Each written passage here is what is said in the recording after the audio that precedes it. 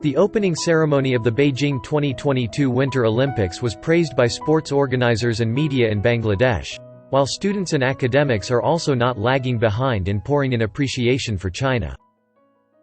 আমি ইশতিয়াক আহমেদ রানা, আমি একজন ইঞ্জিনিয়ার।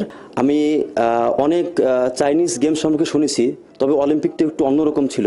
আমি অনেক শুনেছি কিন্তু কখনো চোখে দেখা হয়নি। তো আজকে আমি আমার চাইনিজ একাডেমি বাংলাদেশ কোচিংয়ে তো এটা দেখলাম, আসলে আমার কাছে অত্যন্ত ভালো লেগেছে এবং এটা দেখার পরে আমি নিজেকে অনেকটা পাওয়ারফুল করেছি।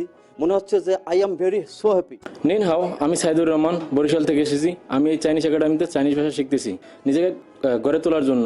আমি 2022 অলিম্পিক অনুষ্ঠান দেখলাম, আমি জীবনে কখনো দেখিনি। লাইটিং সিস্টেমটা তারা অনেক ভালো করেছে। চাইনিজ যাদের প্রযুক্তির দিক থেকে অনেকটা উন্নত, এটাই তার বাস্তব প্রমাণ। আমি মোহাম্মদ আজম, অধ্যাপক, বাংলা বিভাগ, ঢাকা বিশ্ববিদ্যালয়। দর্শকদের শুভেচ্ছা জানাই এবং চীনে শীতকালীন অলিম্পিক শুরু হয়েছে। আমি হোস্ট হিসেবে চীনের সাফল্য কামনা করি এবং তারা তাদের ইভেন্টগুলোতেও সাফল্য কামনা করি।